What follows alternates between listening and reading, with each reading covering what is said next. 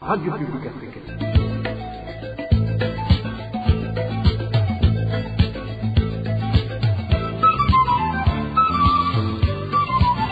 Radio Publique Africaine.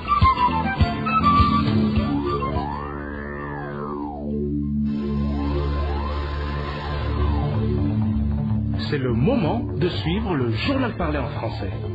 À la présentation, Éloge Divin, les méchants.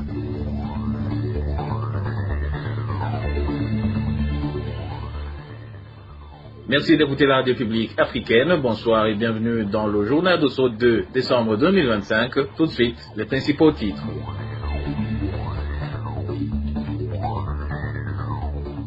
Peur panique chez les habitants de la colline Rukana située en commune de Chivitoke, suite aux tirs provenant de l'autre côté de la frontière, à l'est de la République démocratique du Congo, lesquels tirs ont déjà fait des blessés.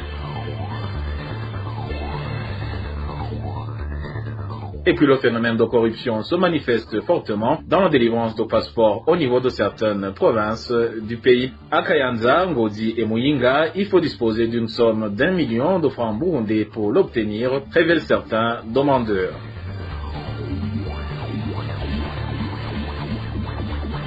Et enfin, la Tanzanie va retirer le statut de réfugié au Burundi. Tous les camps seront fermés d'ici juin 2026, une décision annoncée récemment lors d'une réunion tripartite réunissant des représentants ainsi que le Haut Commissariat des Nations Unies pour les réfugiés, HCR en sigle. Voilà pour les titres, le développement, c'est dans quelques instants.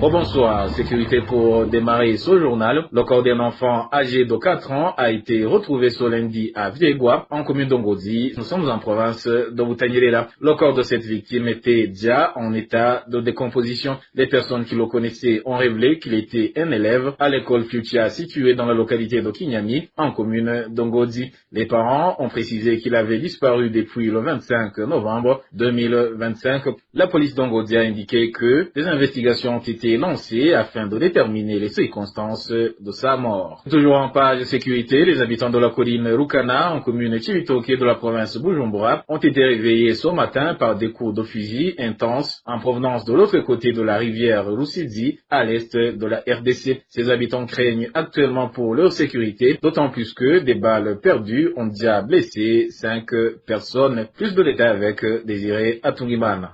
Ce mardi matin 2 décembre, la population riveraine de la Rusizi, plus précisément sur la colline Rukana de la commune Chivitoke en province de Bujumbura, a été réveillée par le bruit des fusils. Les tirs intenses d'armes lourdes provenaient de Katogota et des périphéries de la ville de Kamanyora, où le M23 affronte les militaires burundais, congolais et les forces de Wazalendo. Selon nos sources, cet affrontement a duré 3 heures. 5 personnes, dont 2 adultes et 3 enfants se trouvant à leur domicile, ont été blessés par balles perdues en provenance du Congo. Toujours d'après nos sources, 38 militaires burundais et congolais ont choisi de fuir en traversant la Rusizi vers la sous-colline Gatoki de la colline Rukana. Les gardes des frontières burundais n'ont pas autorisé ces militaires à quitter l'endroit. Ils ont été retenus sur les rives de la Rusizi avant d'être acheminés vers le Congo. Un des militaires a indiqué qu'ils ont préféré fuir car ils ne pouvaient pas rivaliser avec le M23 mieux équipé. Les Congolais du groupement Itararuvungi, Katogota et Kamanyora ont déclaré craindre cette guerre interminable. Ils demandent à leur gouvernement de trouver un compromis avec leurs opposants afin de mettre fin à cette guerre fratricide. Et en restant sur la situation sécuritaire à l'est de la RDC, la coalition d'opposition CEFOR Arusha salue l'invitation donnée au président du Burundi pour participer à la cérémonie de signature de l'accord de paix entre le Rwanda et la RDC. Jean Bosco Rwigemera, vice-président de CEFOR Arusha, appelle donc le gouvernement burundais à appliquer les dispositions de l'accord, à cesser de perturber la sécurité de la RDC et à arrêter les massacres contre l'ethnie Banyamulenge. Selon CEFOR Arusha, l'invitation du président de la République du Burundi à l'occasion de la signature de l'accord de paix entre le Rwanda et la République démocratique du Congo à Washington, la signification est la suivante. C'est la première fois que le médiateur pense au Burundi dans leur démarche de trouver une solution de paix dans la région. Probablement qu'ils ont remarqué l'erreur d'avoir longtemps ignoré le Burundi alors qu'il est parmi les belligérants à la base de l'instabilité et de l'insécurité des citoyens, en particulier le Banyamulenge. Deuxièmement, une fois le Rwanda et la RDC s'accordent à une paix durable, sa mise en œuvre impliquera que le Burundi ne peut pas se dérober. Il doit plutôt jouer son rôle en ce qui concerne le retrait de ses troupes du territoire congolais, ne pas servir de terrain de repli des belligérants du FDLR et autres qui aspirent à la déstabilisation du Rwanda, ne plus assurer un appui logistique à ces belligérants, ne plus prêter le terrain ainsi que l'aéroport international de Bujumbura comme appui logistique en vue d'une déstabilisation de la paix dans la région. En clair, nous pensons qu'il s'agit d'un clin d'œil fait au Burundi, une invitation à donner sa part dans l'édification de la paix dans la région. RPI. Poursuivons ce journal par la page Droits de l'homme. Le Forum pour le renforcement de la société civile, FORSC, en sigle, est préoccupé par une partie de la population, composée de femmes et de filles discriminées par rapport aux droits de propriété, alors que le Burundi est doté de lois qui prônent pour l'égalité des citoyens devant la loi. À cet effet, le FOSC s'est engagé à diffuser des messages pour interpeller la population en général de lutter contre toute forme de violence faite à l'égard des femmes et des filles en cette période de campagne de 16 jours d'activisme contre les violences basées sur le genre. Je vous propose d'écouter Audace Avzalimana, il est le coordinateur de projet au sein du FOSC. Le Forum pour le renforcement de la société civile FOSC s'est joint au monde entier pour la célébration, la commémoration de 16 jours d'activisme. Ainsi, le thème retenu par FOSC, c'est le contentieux foncier au cœur des droits humains au Burundi. Le choix de ce thème a été motivé par le fait que la problématique foncière au Burundi est une problématique réelle et on ne doit plus démontrer. C'est une problématique qui touche à la fois le droit de propriété, la dignité humaine, le droit à la paix, à la sécurité, etc. Et c'est une thématique qui parle d'elle-même pour toucher une large majorité de la population burundaise, à savoir les femmes. Une majorité déjà qui dépasse plus de 50%. Et ce choix interpelle plusieurs acteurs pour y apporter la pierre à l'édifice, à commencer par la population en général, en lui rappelant que la discrimination basée sur le genre est un frein au développement et la non-discrimination est un pilier solide de développement et une cohésion sociale renforcée et que la lutte pour l'égalité doit être une affaire de tout le monde. Et aux femmes, c'est beaucoup plus les rappeler que tout droit ne s'octroie pas par un plateau d'or, mais plutôt qu'il doit se lutter. Et cela fait penser à ce que l'on leur précise, on leur rappelle que la résignation ne fait qu'alimenter leur discrimination. Et aux hommes, on leur rappelle à une masculinité positive, une des voies sûres pour lutter contre la discrimination. Car ces personnes discriminées sont leurs mamans, leurs sœurs, leurs épouses, etc. Et cette lutte doit viser la dignité avant de voir que c'est une femme, mais c'est l'homme dans son ensemble, l'humanité. Et le FOSC doit recommander également au gouvernement du Burundi de promulguer une loi successorale dans le but de lutter contre cette discrimination dont sont victimes les femmes et les filles. Encore une fois, on écoute Audace Avzalimana, le coordinateur de projet au sein du FOSC. Et aux autorités burundaises et à la justice en particulier de respecter la loi interne déjà existante dans la Constitution, qui dans certaines de ces dispositions, notamment les articles 13, 19, 22, 36, etc., et ces articles prônent pour l'égalité et fustigent toute forme de discrimination, mais aussi se référer aux conventions internationales régulièrement ratifiées par le Burundi et qui prônent pour l'égalité, la dignité, la non-discrimination, etc.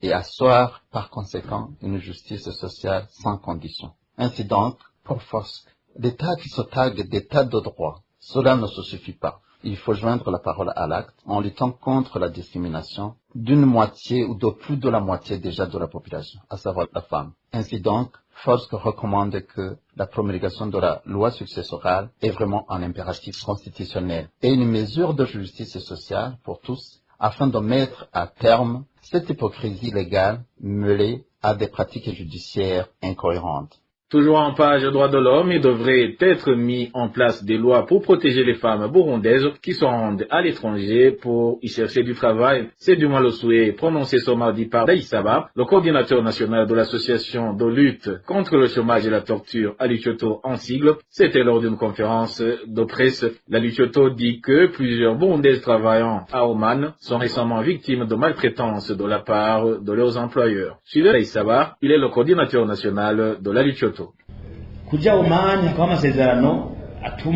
Nous soutenons à 100% les accords conclus avec Oman pour permettre à nos concitoyens d'obtenir un emploi décent. Mais ce que nous refusons et n'acceptons pas, c'est qu'ils soient envoyés sans des lois claires pour les protéger. Nous demandons au gouvernement, en particulier au ministère des Affaires étrangères, qui a signé ces accords, d'engager un dialogue avec ce pays afin de revoir ces textes. Il faut que nos compatriotes qui partent travailler à Oman ou ailleurs disposent de mécanismes juridiques assurant leur protection, qu'ils voyagent en état protégé et qu'une fois sur place, ils ne soient ni battus, ni affamés, ni victimes de mauvais traitements. Ne nous voilons pas la face. Nos sœurs sont emprisonnées dans certains pays arabes. Est-ce que cela doit continuer? Nous sommes d'accord pour lutter contre le chômage et leur permettre de trouver du travail, mais pas pour les laisser subir des violences, travailler sans salaire, être exploités ou même perdre la vie. Nous demandons la mise en place des lois de protection, enfin, que lorsqu'un problème survient, les ambassades puissent se mobiliser immédiatement.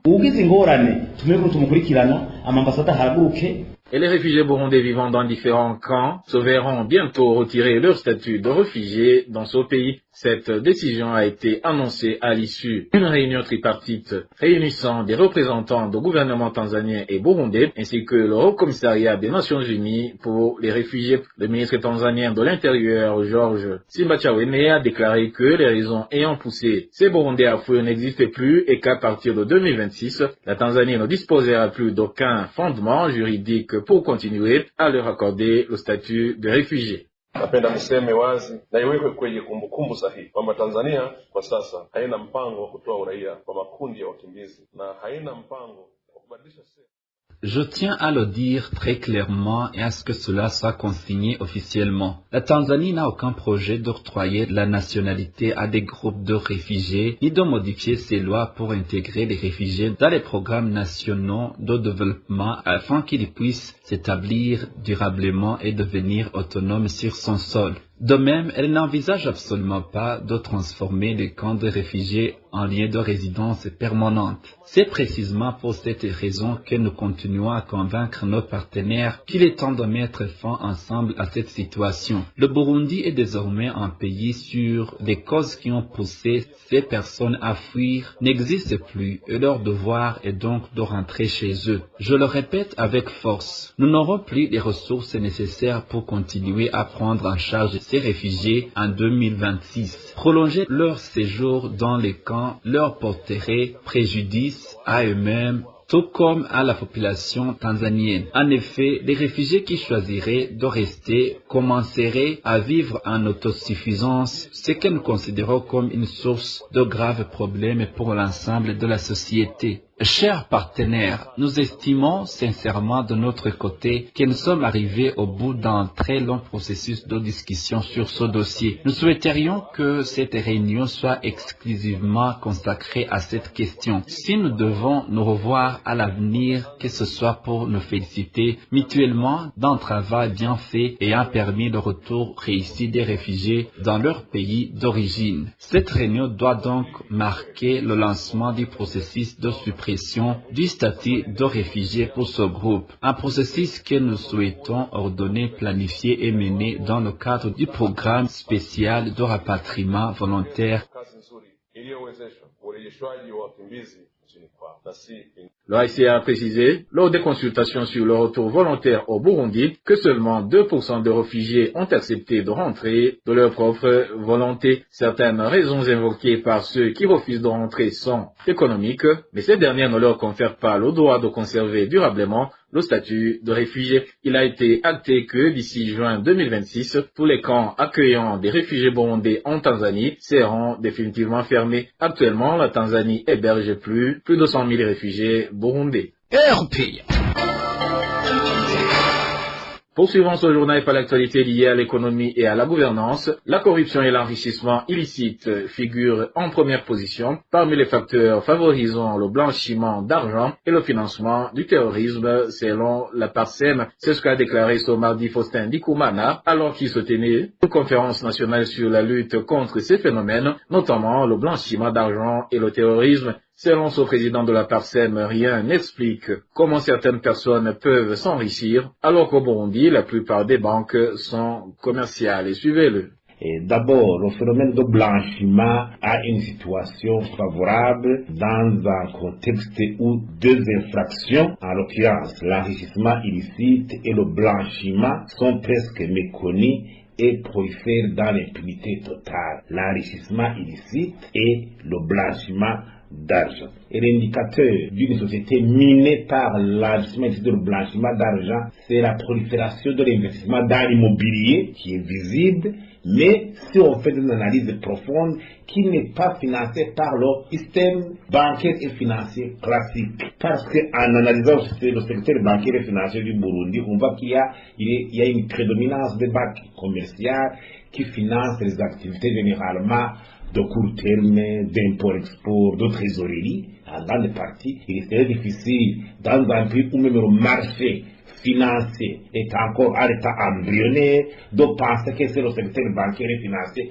qui finance cet immobilier. Dans notre pays, ici, par exemple, à Bujumbura, ça montre qu'il y a anguille sous roche, il y a des financements illicites qui s'expriment à travers le blanchiment, surtout dans le secteur immobilier. Et encore une fois, parce qu'on a voulu épingler certains éléments qui font que la lutte contre le blanchiment dans un pays, surtout comme le nôtre, n'ont pas vraiment une situation bien établie, plutôt constituée d'entraves qu'il faut vraiment, contre lesquelles il faut lutter pour asseoir une politique de lutte contre le blanchiment qui aboutit à des résultats concrets. Il y a notamment la prédominance de l'économie informelle. Dans notre pays où l'économie informelle souterraine est autour de 70%, il est difficile de lutter contre le blanchiment parce que ça veut dire qu'une grande partie de la population vit dans l'informel, dans les activités qui ne déclarent pas d'impôts ou ne déclarent pas même ses revenus, et c'est difficilement contrôlable.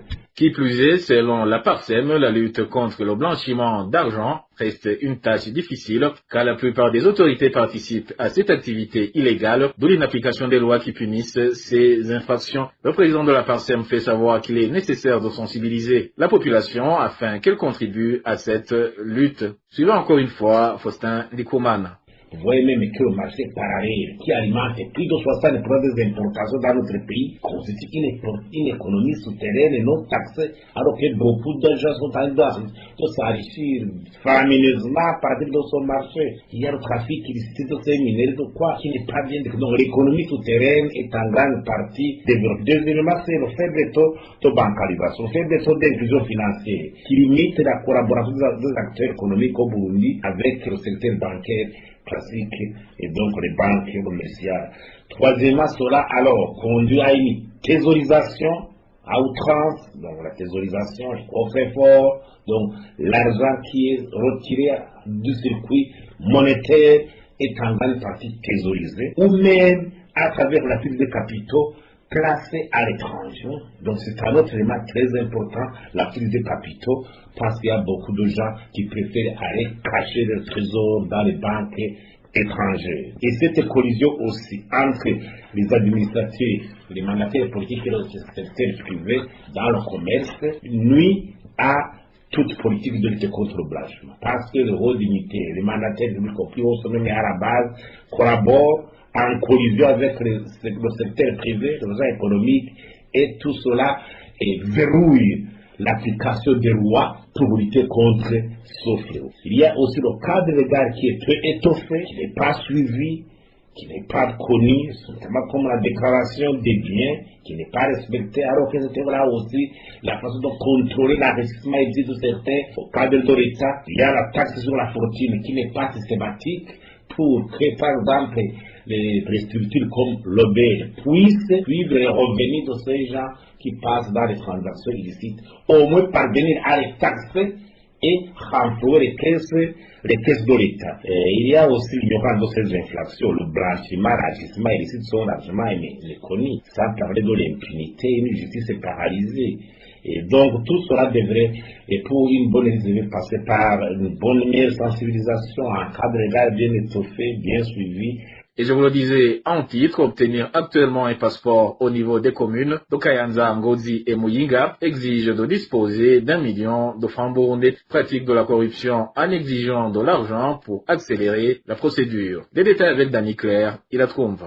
Dans les bureaux communaux habilités de délivrer les documents de voyage dans les communes de Kayanza, Ngozi et Muyinga, plus de 100 personnes font chaque jour la queue dans ces bureaux. Les citoyens se présentent en suivant le rendez-vous qui leur a été attribué par le système moderne actuel, mais l'ordre d'arrivée ne garantit pas l'obtention du passeport. Pour être servi rapidement, il faut verser une somme d'1 million et 100 000 francs burundais. Celui qui accepte de payer ce montant reçoit son passeport en seulement 3 jours. Dans la ville de Ngozi, ce réseau d'extorsion qui dépouille les citoyens serait géré par 3 policiers travaillant en complicité avec leurs collègues du siège central à Bujumbura. Quant à ceux qui refusent de payer, ils sont contraints d'attendre 6 mois, voire davantage, pour être pris en charge. Ceux qui se plaignent le plus sont des jeunes hommes encore en pleine capacité physique qui souhaitent se rendre en Ouganda, au Kenya ou en Tanzanie pour chercher du travail. Les responsables des bureaux de délivrance des passeports dans les communes de Kayanza, Ngozi et Muyinga nient toute implication lorsqu'ils sont interrogés sur ces pratiques de corruption pourtant très éprouvantes pour les citoyens lorsqu'elles peinent déjà à réunir l'argent nécessaire à l'achat du passeport. Les autorités provinciales concernées affirment être au courant de ces actes d'escroquerie car souvent relayés dans la rue, mais assurent qu'aucun citoyen n'est encore venu les saisir officiellement. Et en page santé, la diminution des fonds pour la lutte contre le sida constitue un obstacle majeur dans la lutte contre cette épidémie. Annonce faite par la ministre de la Santé ce lundi lors de la célébration de la journée internationale de lutte contre le sida. Edwin Valada a révélé qu'actuellement le pays bénéficie de 50% des fonds nécessaires à cette lutte, bien que les États-Unis d'Amérique aient suspendu leur aide dans ce secteur. Mu Burundi twakoresha hanini amafaranga ava mu bihugu bitandukanye mu mashirahamwe mpuzamakungu atandukanye na cane cane leta zunze ubumwe za Amerika n'ishirahamwe mpuzamakungu rijejwe kurwanya malaria, sida n'igituntu. Ariko naho ibitari bike biriko birakorwa. Au Burundi, des financements que nous recevons de différents pays et organisations internationales, notamment des États-Unis d'Amérique et de l'organisme chargé de la lutte contre le paludisme et la tuberculose, permettent de maintenir plusieurs activités en cours malgré des ressources limitées. Les interventions de lutte contre le sida se poursuivent pour freiner la progression du virus. Le matériel de dépistage est disponible dans l'ensemble des centres de santé du pays. Des dispositifs de dépistage communautaire ont également été mises à la portée de la population, permettant à chacun de connaître son statut sans se rendre dans une structure sanitaire. Des agents communautaires et des pères éducateurs mobilisés sur toutes les collines assurent un travail de sensibilisation de proximité. À ce jour, 96% des personnes vivant avec le VIH/SIDA ont été dépistées et informées de leurs résultats. Parmi elles, 99% sont sous traitement et 94% présentent une charge virale indétectable. Le gouvernement exprime sa gratitude aux organisations internationales qui accompagnent la recherche de financement. Il adresse également ses remerciements aux États-Unis d'Amérique qui, malgré la suspension des fonds dédiés à la lutte contre le sida, ont mis en place un autre mécanisme afin d'assurer la continuité du traitement des malades et de couvrir les besoins urgents. Les États-Unis contribuent à hauteur de 50% au financement du projet national de lutte contre le sida.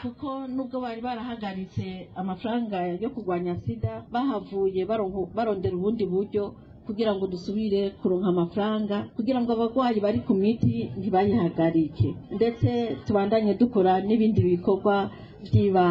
bikorwa byihuta. Mwumvise yuko leta zunze ubumwe za Amerika ziduha 50% y'amafaranga dukoresha mu mugambi wo kurwanya sida. La ministre Lidwine Baradahana a tenu à rappeler au Burundi, surtout aux jeunes, de se protéger contre cette épidémie car ils sont les plus menacés. 30% de nouveaux cas détectés concernent des personnes âgées de 15 à 25 ans. À la demande des associations de lutte contre le sida, la ministre a promis que des enquêtes seront menées sur les fonds qui ont été détournés.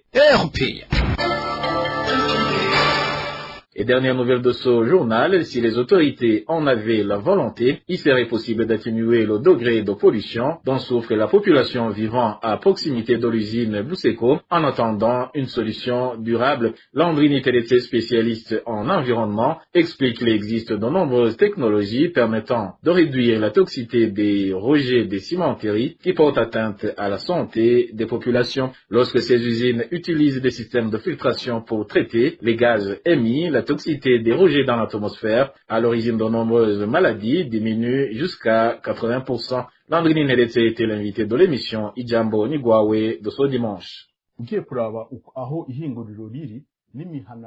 À voir où se trouve l'usine et les premières habitations, qui sont très proches, ce sera difficile que l'usine Buseko continue à cohabiter avec cette population qui l'entoure.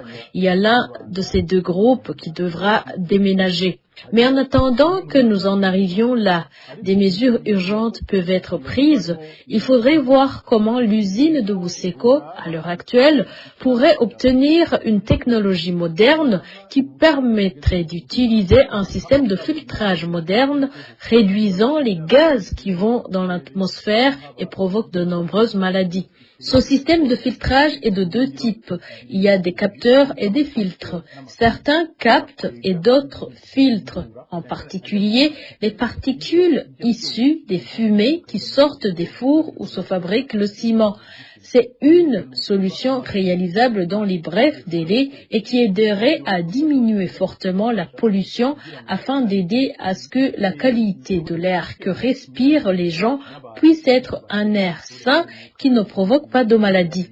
Là où nous avons pu l'observer, ces capteurs et ces filtres, une fois installés, réduisent de 60 à 80% la masse des gaz émis. Encore une fois, avec de la volonté, il pourrait se demander si cette usine Buseko, puisqu'elle fonctionne 7 jours sur 7, ne pourrait pas voir son cycle de production réduit à 3 ou 4 jours par semaine. Ce sont là des mesures pour réduire aussi la pollution. Mettre en place des grillages pour que les pierres ne s'envolent pas et n'atterrissent pas sous les maisons des habitants. Ils peuvent dire que toutes les terres cultivées, situées dans un périmètre de 3 à 5 km, qu'on les déplace quelque part ailleurs ou qu'on donne aux gens d'autres terrains à cultiver, parce qu'ils savent très bien que les produits récoltés actuellement peuvent contenir des produits polluants susceptibles d'augmenter certaines maladies. Mais comprenez-moi bien, mettons-nous d'accord sur le fait que le problème ne sera pas réglé, il ne sera pas définitivement résolu.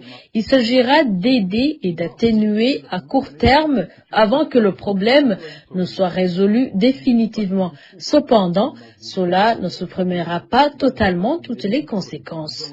Les problèmes de peau, les problèmes oculaires, respiratoires, cardiaques, ceux qui touchent les femmes enceintes et les cultures. Et voilà, chers auditeurs de la radio publique africaine, c'est par ici que le journal de ce 2 décembre 2025 se termine. Merci pour votre écoute et je remercie également mes collègues de la rédaction et ceux de la technique pour leur collaboration. Au micro, vous étiez avec Eloge Divin Remecha. Je vous souhaite une excellente soirée.